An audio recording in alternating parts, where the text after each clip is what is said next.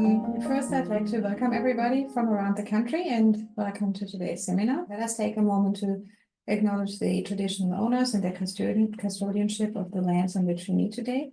And I pay our respects to their ancestors and their descendants who continue cultural and spiritual connections to country. And we recognize their valuable contributions to Australian and global society. Yeah, let me briefly introduce the speaker. I'm guessing you probably all know her actually as Chief Investigator in the Life Course Center.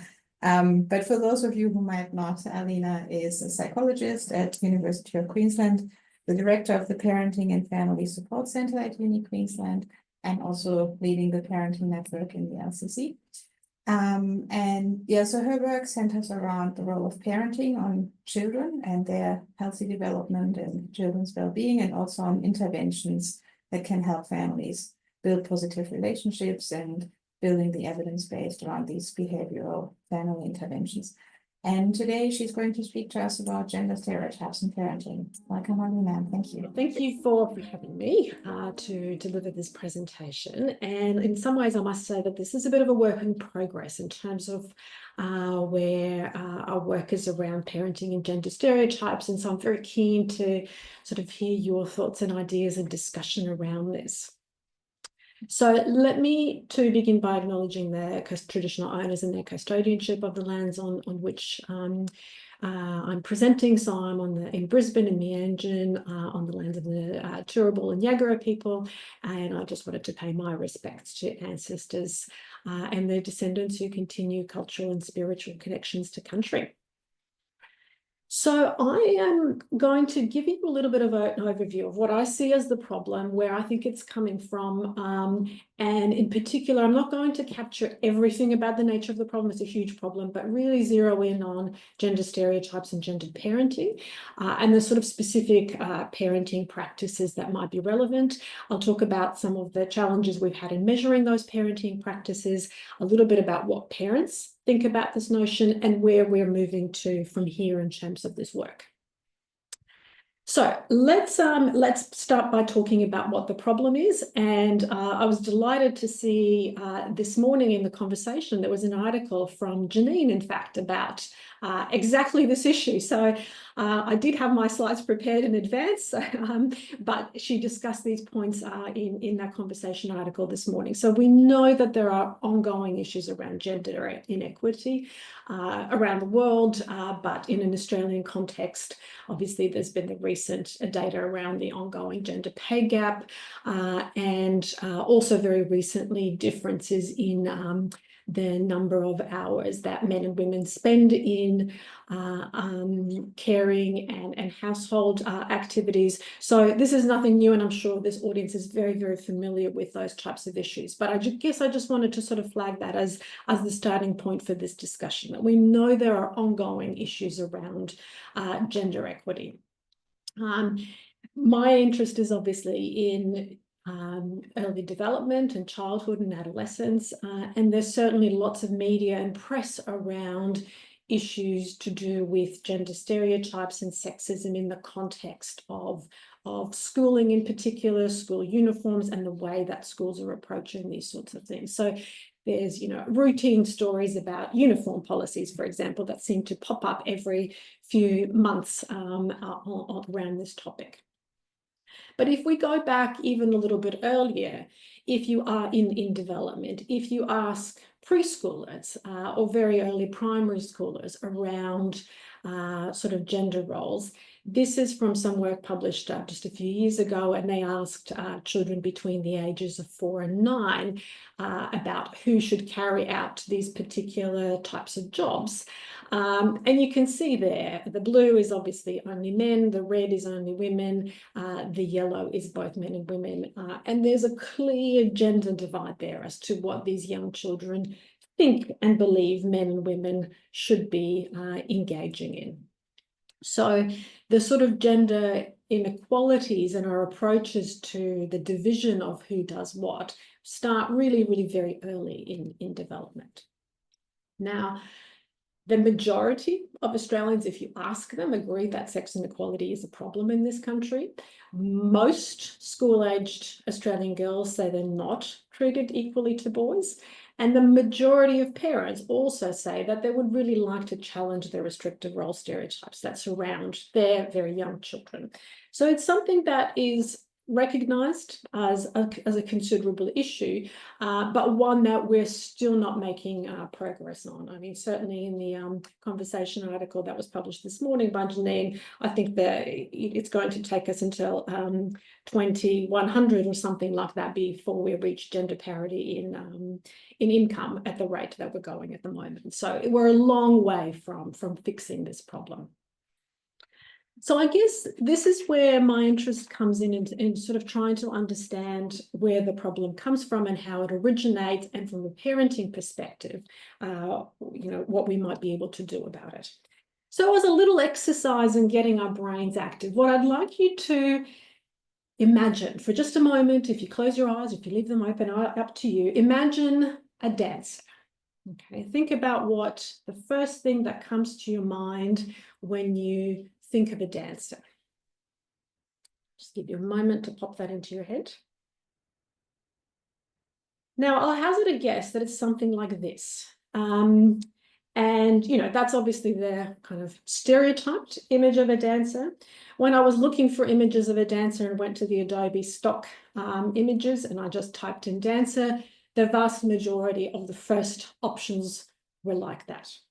So this is an example of a gender stereotype. This is an example of what we might imagine when we think of as a dancer.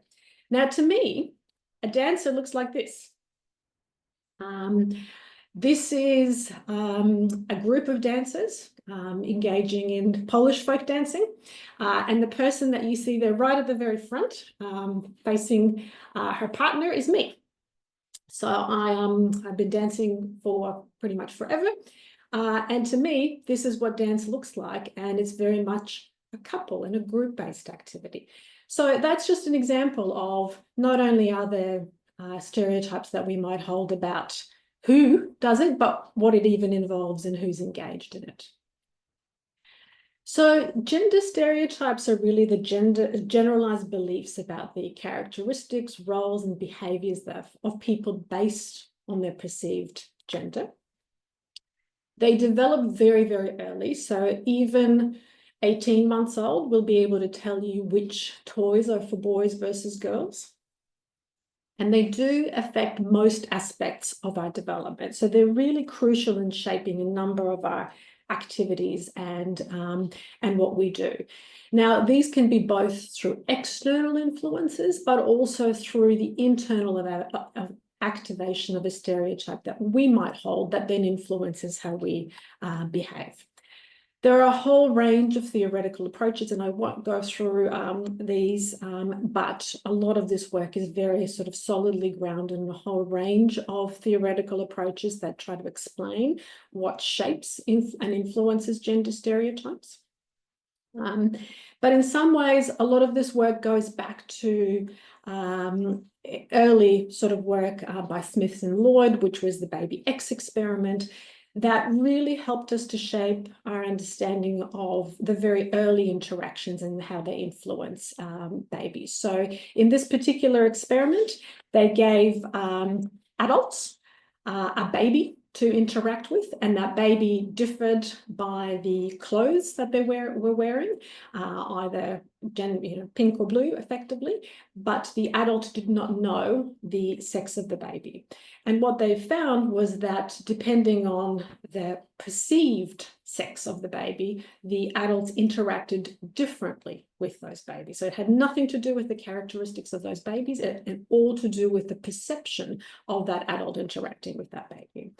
And now, while we know that gender roles for adults certainly have changed, those for children, and especially young children, are certainly still continuing to influence children from a very early young age. Now, this isn't to say that there isn't a genetic component to how we interact, how we present ourselves, and there's no doubt about that. There's a whole range of other influences, on how we interact and how we the kinds of roles we engage with. But the stereotypes and the stereotype sex roles are really influential from birth. So in the kinds of media that children consume, in the books and the learning opportunities they're exposed to, in the sort of media and daily interactions that they engage in, and even as something as simple as the food they consume. Not that long ago, Cottee's had cordial that was specifically marketed for boys versus girls, and as I imagine you can, as I assume you can imagine, they were exactly the same cordial, just labelled differently. So kids are getting these kinds of message essentially from birth around what it is that boys and girls should do. So the question is, to what extent does gendered parenting contribute to it, and then to differences in children's behaviour? So gendered parenting is the messages that children receive from their parents, and these messages can be either implicit or explicit about how boys and girls should and shouldn't behave, so what they should and shouldn't do.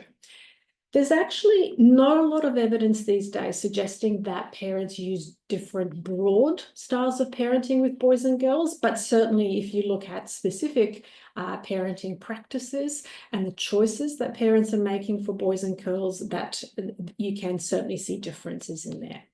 So if you think about the very earliest years of development, parents are making choices for the children that clearly have nothing to do with that child's interest and everything to do with the way that they think their child might be interested. And a lot of that is based on their gender. So, how they decorate the baby's room before that baby is born, what clothes they purchase for that baby, what toys they acquire, and then what activities they choose for that baby early on. But you can see from that slide, a lot of the choices that parents are making happen before that baby's ever born, and they're making those on the assumption that boys like particular things and girls like particular other types of things. So I did a systematic review of gendered parenting a little while ago now, and this was focused on trying to understand whether differences in parenting of young children are associated with child gender, and whether that then results in different child developmental outcomes. And I was interested in the way that parents communicate with their children, the sorts of socialization practices they engage in, the play experiences, and then just the basic environment. So clothing, toys, room decorations, those sorts of things, and the extent to which those are gendered and then associated with child developmental outcomes. So this was looking at the very earliest years of child development, so children under 5, because most of these gendered stereotypes are playing out in those very earliest years of life, and playing out in a way that is likely more influenced by parent perceptions and parent beliefs and parent views, rather than necessarily about child preferences or choices. So in the review, there were more than 16,000 studies identified, 10,000 screened. In the end, we had 44 studies included for the full text review. There were 13 that looked at communication, so language that parents were using, 20 that looked at socialization, 8 that looked at play, 3 that specifically looked at differences in toys, and nothing on how clothes or room, so the sort of concrete environment around a child. And you can see there that the vast majority of those studies were correlational. So in terms of the question, do parents actually engage in gendered parenting? That was one of the questions for the review, and there was certainly plenty of evidence for that. So across all the different studies, there was evidence that parents use different kinds of language with their sons versus their daughters. They were using different types of socializing strategies. So for example, in terms of emotion, in terms of physical contact or control, and also in risk-taking, so the extent to which they felt comfortable with their sons versus daughters engaging in risk-taking activities. There were certainly differences in the kinds of play that parents engaged with with their boys and girls, and also in terms of the kinds of toys that they provided to their children. So there was certainly no doubt about the fact that there was evidence of parents engaging in gendered parenting. But to me, the more important question was, well, do those differences in parenting then lead to different outcomes in children's development? So if parents are differentially parenting, does that then lead to different outcomes? Now, the majority of the studies did find differences in child development outcomes. So in terms of the various sorts of things they measured around language, around things like pain during immunizations, compliance, the kinds of toys they were playing with, that was all things that were tested as being different between boys and girls in these studies. And in fact, 11 of the 12 longitudinal studies did show these differences in gender differences in child outcomes. However, for the vast majority of these studies, there was no test of a connection between the differential parenting and the child outcome. So even in the longitudinal studies, they weren't necessarily testing for whether differences in parenting, differential gendered parenting, then resulted in child outcomes. There were really only 3 studies that explicitly linked differential parenting and child outcomes, and all 3 did show these. So these related to parents' use of spatial language, and then the kinds of talk that children engaged in later.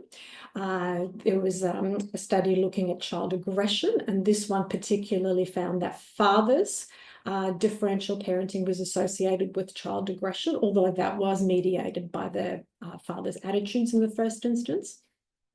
And there was also a study that looked at children's play and the kinds of toys that parents chose for those for children, and then the effect of play later down the track. So that certainly suggests, at least tentatively, that there's a link between gendered parenting and differential child outcomes down the line, that it isn't just because children have different preferences for these sorts of things. But it is also important to point out for this review that there were quite a number of limitations. So first of all, there was really a lack of a systematic approach in the literature. So while I could certainly gather this body of evidence, it wasn't in any way connected in any sort of logical way. The vast majority of studies were correlational. So again, that makes it difficult to look at those connections over time. There was a lot of heterogeneity in terms of the parenting behaviours and child development outcomes. Mostly the link was not being explicitly tested. And I think very, very importantly, the vast majority or all the studies examined between family differences and not within family differences in gendered parenting. So that is a really significant gap, because it's all very well to say parents of boys versus parents of girls, different to talk about a parent of a boy and a girl and how they might differ within their own families. And there were certainly no studies of dress or room decorations. So if we were to then think about what kinds of specific parenting practices we could focus on in terms of helping parents to engage with more gender neutral or less stereotypical parenting practices, there's certainly evidence that in all of these kinds of areas, so in terms of the language that parents are using, so the extent to which they're vocalizing with their children, the kind of discipline and control that they're engaging in. So we do know that parents of boys are more likely to engage in more physical levels of control. The choices of colours, toys, clothing, and room decoration. Well, we've got very little data on some of those. Those are kind of concrete and obvious things that are signal differences in approach.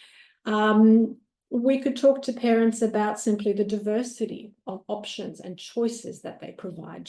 So rather than necessarily focusing on more or less gendered, we could talk about the importance of being diverse and opportunities for play. And certainly encouraging exploration and responding to children rather than responding to what you think your child might be interested in. And with older kids, there's some suggestion too around chores and parents being careful about the kinds of chores they assign, because those tend to be gendered as well. There was a very interesting study that came out just a couple of weeks ago, in fact, that looked at sex differences in play equipment in children's homes within Australia. So this is a very recent study and obviously wasn't included in that review, but no other studies like it have come out since that review was published either. And this is based on the Australian Longitudinal Women's Health data. And they did find sex differences in the kind of play equipment within homes where there were boys versus girls. So they did find differences in the kinds of play opportunities that children were afforded depending on that child's gender. And that was within families. So this is the kind of studies that we certainly need more of, and it's exciting to see that starting to happen in Australia. One of the key challenges, and this is, I think one of the limiting factors in the literature, is really how do we measure these parenting practices? Given that they're not at a broad level, they're often a very specific, around specific issues. How do we measure them?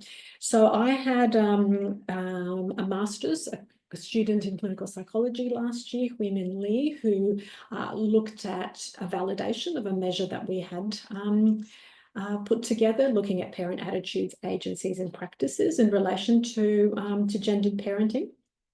And so we started off by generating a whole bunch of items. We obtained feedback from parenting experts. We revised the items, and then we piloted the questionnaire. So at the pilot stage, we had 49 items. We obtained feedback directly from parents, 7 mums, 3 dads, and then again, we revised the items for clarity and consistency. So as part of her master's project, Lynn looked really at the final version of the questionnaire, which was 48 items, and this had 12 items assessing parental attitudes, 7 personal agency. So personal agency here is the extent to which parents believe that they have a role to play around this, versus more sort of gender essentialist beliefs that this is all to do with biology. And then 29 items relating to parenting practices specifically. And we had more items to start with than we figured we probably needed, but we wanted to make sure that we got good samplings and we could reduce down later. We included a whole range of other scales for validation purposes. And we also repeated the survey 2 weeks later and 6 weeks later to get retest reliability. So that study is now finalised, and Min is preparing the study for publication. So we're getting very close on that. But just in terms of what we found was that the factor analysis suggested that each of the main domains, attitudes, agencies, and practices could be split into these sort of different components. So in terms of attitudes, it was whether they were more traditional or more egalitarian types of attitudes.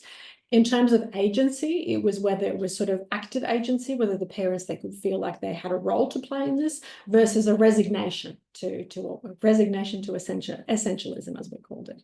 And then in terms of practices, it was gender stereotypical, gender neutral, and cross-gender activities. So the extent to which parents encouraged or promoted their children to engage in cross-stereotypical or counter-stereotypical gender activities. And you can see there the final list of items there across each of these scales. And obviously this is a much smaller item that we've finished on. And in terms of retest reliability, it showed good retest reliability across the shorter and the longer time period as well. We did check for whether the scores differed by child gender. And what we found was that in terms of parenting practices, this certainly seemed to be the case, with parents of male children more likely to engage in more gender stereotypical and less cross-gender activities compared to parents of girls. But again, this is a between family difference, not a within family difference. We also tested for parent gender. Now, a word of caution here, I suppose, in that we didn't have very many fathers in the study, so there were certainly many more mums who took part in the survey, but we did find differences across the extent to which mums and dads held more traditional attitudes, with men holding more traditional attitudes, and also more likely to engage in more gender stereotypical parenting practices, which is very consistent with the literature. So that's a positive sign for this particular measure. So in developing this measure and validating it, what that means, we've now got a way to actually test the sorts of parenting practices parents engage in, because up until now there really hasn't been a measure of this at all. We've had measures of attitudes, broadly speaking, but not in terms of parenting practices. So this is going to enable us to do sort of more in-depth work around this space. We were also interested in parents' views around gendered parenting and the extent to which they would like some sort of support around this.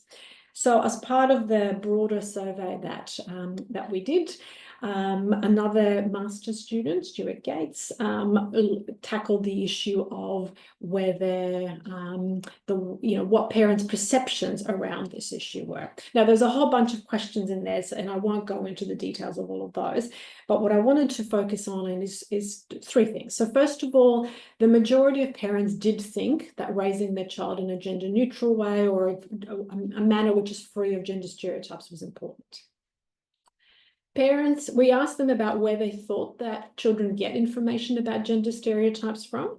And interestingly, the most endorsed source was the media.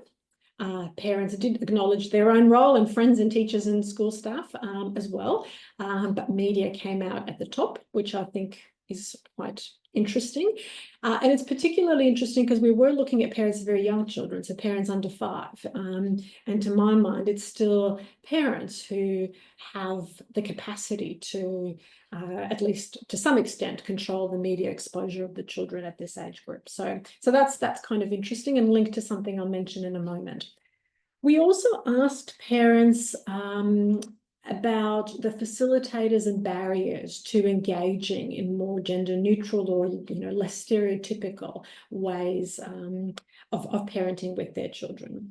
And we classified the parents' qualitative responses around in sort of different levels. So there was a family level facilitators and barriers, community level facilitators and barriers, and societal level facilitators and barriers. So at the family level, parents identified things like role modeling by both parents, the extent to which their own extended family would reinforce those kinds of messages, and the extent to which the family was able to kind of manage any external influences.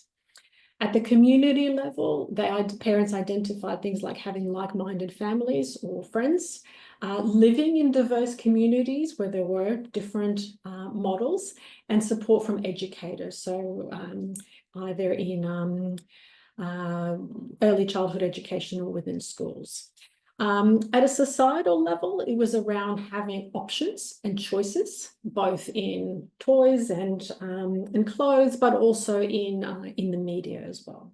So those were the sorts of facilitators to more gender neutral parenting, and the barriers kind of were often the flip side of that. So a lot of parents talked about older adults within their families, especially holding more traditional views and reinforcing those for their children. Lack of parental resources, parents' own unconscious gender roles and beliefs, and again, the sort of gender stereotype gift giving, both from family members, but also from friends.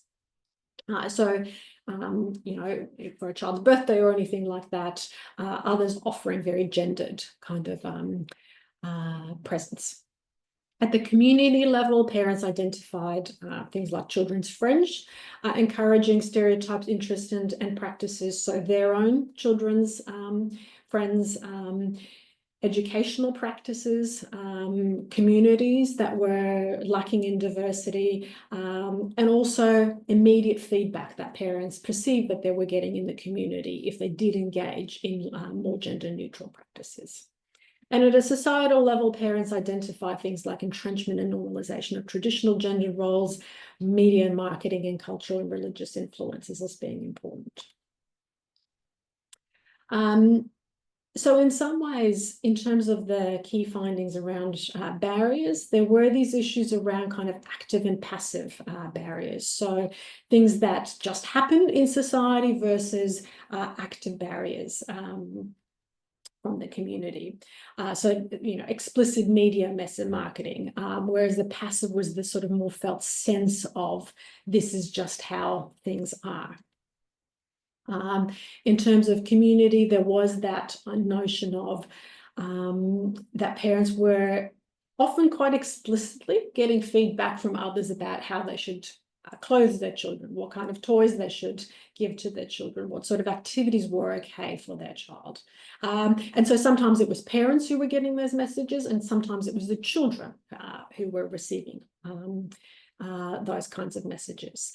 And at a family level, there was often this sort of sense of us versus them, so that sometimes parents would feel like within their own family, they had control, and that there was a particular way that they wanted to, the particular way that the messages that they wanted to send to their children, but the rest of the world was sort of against them, whether it was their more extended family, their friends, or just that kind of the media messages.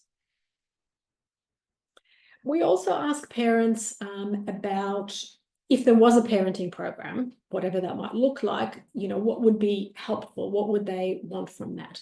And we gave them a range of topics, and essentially all the topics were at least moderately, that were rated as at least being moderately useful. The strongest support was for topics around promoting children's positive body image and self-confidence and role modeling. So this is what parents felt that would be most useful to them. The weakest support was around how to set up kids' rooms to be stereotype free and choosing gender neutral toys and activities, which I think is interesting, because those are the sorts of concrete things which on one hand seem very practical and straightforward to implement. But then the little data that we have in this area does suggest that, that there are quite significant differences for boys and girls in these areas. And there was only moderate support for learning about media and the internet's influence on children's understanding of gender stereotypes. And I thought that this was kind of interesting, because there was a lot of talk in terms of barriers around the media. This was the #1 influence that parents rated, and yet for some reason, parents didn't seem to think that this was an important topic to cover. So to me, that's a whole research question in itself, of trying to figure out what's going on there, and why parents don't want more feedback around this and more information about how to understand the role of the media here. All right, so just in moving towards sort of a conclusion and where we might go to from here. So we've done a lot of work in trying to understand the nature of the problem, the role of parents in this. We've developed some measures, and we've been asking parents around this. Where we're moving to next is, first of all, in looking at children's home environments. So certainly my review suggested that there was very little evidence around this. With toys, there were some studies back, there was a study back in the 70s. There have been a couple of studies since, none in Australia, looking at what children's home environments look like. So we have just embarked on a study with an honours student of mine at the moment, trying to get a sense of what that looks like. So we are asking parents of babies to take pictures of their baby's room, their clothes, their toys, and also to answer some questions about their preferences and their perceptions around their child's preferences. So that we have literally just started recruitment for that. So that will give us both a sense of objectively how gendered home environments are, and also some potential predictors of that. I'm also keen to explore with the data from the Australian Longitudinal Women's Study, and I've sort of started having some conversations with the team over there around the parenting practices, because there were some questions within that study around parenting practices, and we might be able to look at parenting practices within families and look for gender differences there. So that's really sort of trying to be much more pragmatic about the specific parenting practices and which ones are the most influential and most malleable. And I think we need to get a much better handle on that to assist parents in raising their children in a more gender neutral manner. We're also exploring how parenting practices impact children's behavioural outcomes. So at the moment, we're doing a systematic review looking at the extent to which gendered parenting predicts externalizing behaviour difficulties in school-age children. So we're just finishing full text extraction on that. So we should have an answer to that question reasonably soon. And then we'll probably look at other types of parenting practices and other children's outcomes as well once we've finished this one. But anxiety being an obvious one, but also things like physical activity and other components. And then really where we're aiming for with this is around the kinds of supports we could develop. So what kinds of parenting programs, what would they look like? How we would engage parents around those. So we're just really starting to explore some of those options and what we would include in a parenting program to support parents. And then of course we would pilot and test that in a randomized controlled trial down the line. So that, in a nutshell, is probably where we are at the moment. And as I said, this is very much work in progress, where we've got the answers to some of the questions that we started with in this space. But in doing the work, it has become very, very clear that there are so many gaps in our understanding of this area that we really had to go back to scratch in terms of some of these things, like developing measures of parenting to be able to test some of these questions. So we're very excited about progressing this and moving it forwards. And I'd be very, very keen to hear your thoughts and ideas and questions. And of course, if anyone is interested in collaborating or being involved in this, I would be very, very happy to discuss that either today or sometime in the future. So thank you. Thank you, Alina. That was super interesting. Really great thoughts to respond to. We don't have terribly many questions in the chat yet.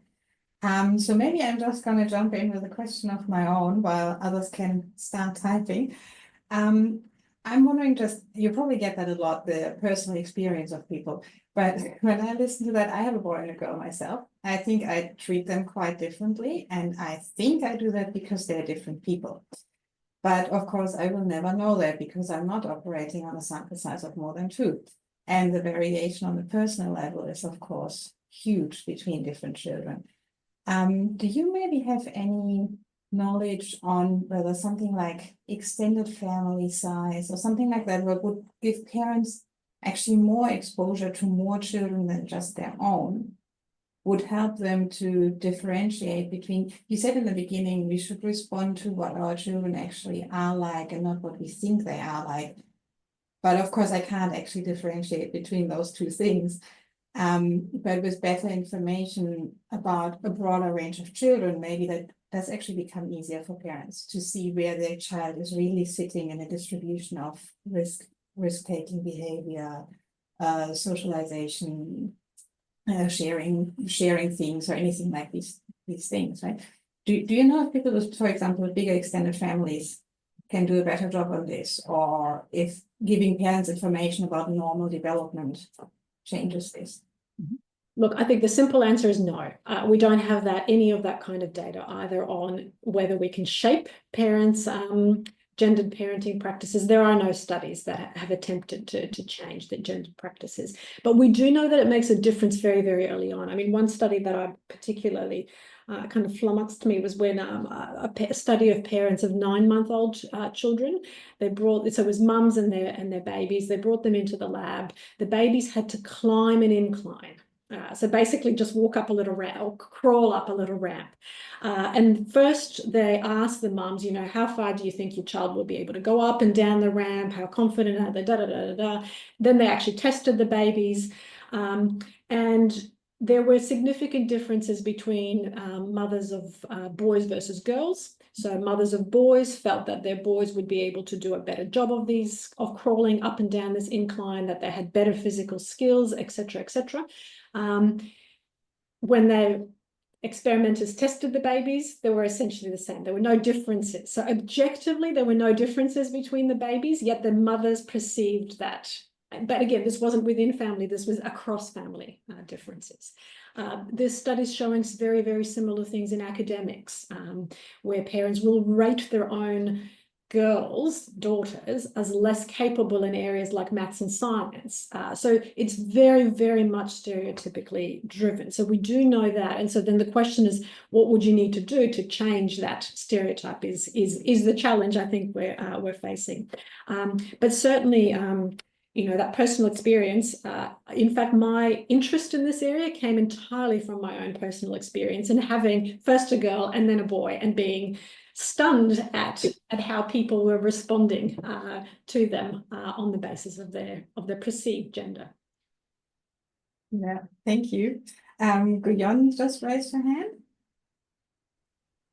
Yeah, I just thought that easier to ask than to type in, so I hope that's okay.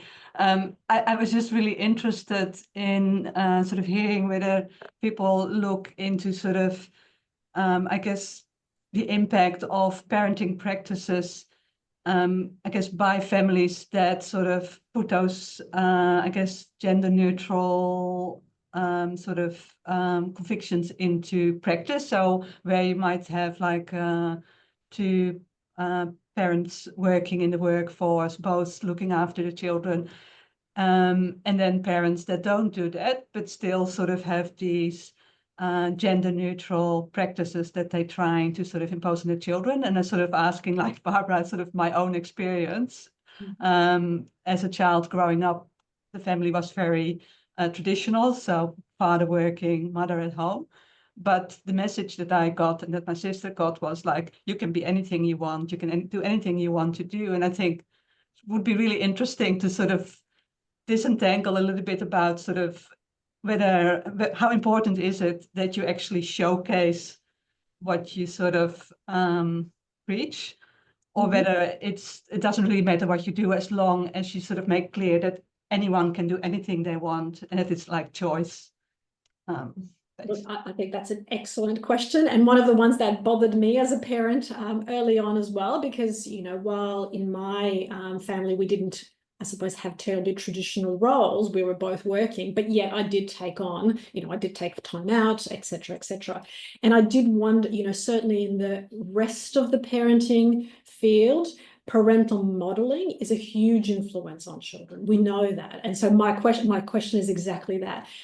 You know, to what extent modeling versus the explicit messages are more important. Now, again, as far as I'm aware, I have not come across a study that has tried to disentangle that. I've looked for it.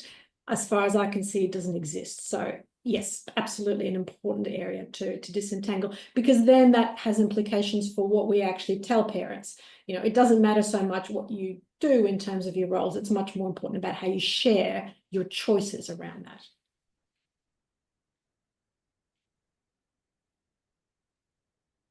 Thank you. Janine is asking in the chat if there are differences in gender stereotyping across social class, education, ethnicity, culture. And so it seems like we would need to understand diversity across different types of families, culture, and class. And she also asked before about a similar study done with same-sex couples, if that would give different results. Mm-hmm.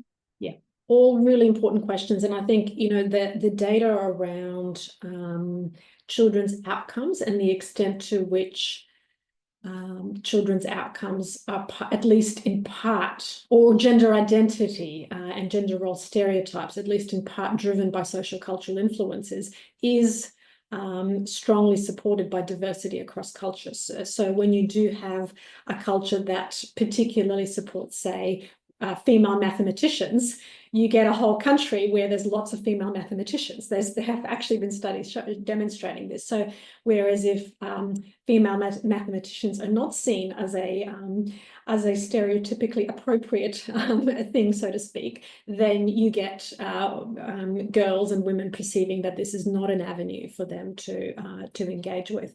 So I think there's definitely differences in terms of how cultures approach this. There's definitely cultural differences in gender roles and gender role stereotypes. But in terms of whether the literature around parenting has explicitly touched on this, the answer is no. Really, it hasn't even attempted to disentangle this issue. And same with class, culture, and same-sex couples. All important questions, I think. I guess I was even thinking about, you know, within country, like within Australia, for example, you know, when you talked about children having their own room, I was thinking there might be low SES children, you know, families where children are, you know, sharing a bedroom. And, you know, then I was thinking also about, you know, Indigenous families, very different kinds of parenting practices in some cases, you know, so I just sort of, I was thinking about diversity within a particular country, and I was really, yeah, that was what was at the back of my mind. But yeah, I imagine there's not many studies available. No, I mean, as I said, something like what does a child's room look like from a gendered perspective? It just hasn't been looked at. There's nothing in the literature about this. Likewise about clothes in babies. There's no studies around this. There's been now a couple of studies in older children, sort of late primary, early tween, but it's still only a handful of studies that I'm aware of that have started to dig into children's clothing. So while it's such an important area and it's so pervasive, I'm just, yeah, it's always surprised me at how little research there has been in this space. But it's quite complex because, as you point out, you know, you might say there's, you know, country differences, cultural differences, but even just within family differences as well that are important to take into account. Yeah, no, thank you. I'm guessing it's probably also differences across time. You showed this graph in the very beginning about little children being asked about different jobs and who can do them. And I thought it was actually quite nice to see that somewhere between 30 and 50% of all kids said both to all of these occupations, right? So, I mean, there was clearly gender stereotyping there, but also a large portion who didn't. And I mean, I think gender stereotypes in adults have probably, or explicit stereotypes in adults have probably changed a lot over time, but I wouldn't be so sure how that would have played out for small children. Do you know if that's more, these 30 to 50%, is that more now than it used to be, or? Again, there haven't been longitudinal studies that have tracked this over time. I think what the studies do show is persistently across whatever you ask kids about, and even at very, very young ages, children will identify things on the basis of gender. And in some ways it makes sense from a developmental perspective, from a human perspective. We tend to categorize things, and, you know, sex and gender is one of those things that's obvious to categorize about, and society categorizes around that. So it's no surprise that children and even very young children categorize around that. I think the general sense in the literature is that while the adult roles have changed, for kids, this hasn't necessarily translated into the same sorts of things. And in fact, in some areas, there's perhaps even more focus on stereotypes. I think toys have almost reached their peak and we're now on the other side. But there was a period where toys were incredibly gender stereotyped, even sort of within the last 10 or 15 years. We seem to be perhaps moving over to the other side of that. But you know, you enter a toy store, you still see very much a pink section and a non-pink section. Do you think that would also be, to the extent, actually a rational choice of parents? So I think you said also somewhere that fathers are more stereotyping than mothers, and parents of boys more than girls, and particularly engaging less in these cross-gender activities. And I wouldn't be surprised if that's because parents think, or maybe even think correctly, that the girls would probably benefit from having more exposure to masculine things, and their boys will not benefit if they do the same cross-cultural thing cross-gender exposure for them. And at that point, it would be kind of sensible parenting to continue these stereotypes, right? Unless you have both genders and sort of see more of a responsibility, maybe more broadly, but probably particularly in families that have only girls or only boys, there would be very little incentive to change things for society, potentially at the detriment of your own children. Yeah, it's interesting because I think the data definitely shows, so the research that I've done, but also more broadly in the literature, that parents, that girls seem to be allowed, so to speak, to do more things. They're, parents are less likely to respond negatively to a girl engaging in more cross-gender, stereotypically gender activities compared to a boy. And I do wonder, and women, so mothers are also less traditional in those views than fathers. And I wonder whether sort of the kind of feminist message around girls can do anything has sort of permeated that, which is obviously positive for girls. It's still not you still can't say that girls, have all of the potential options, and there's still a lot of stereotyping of what girls can and can't do.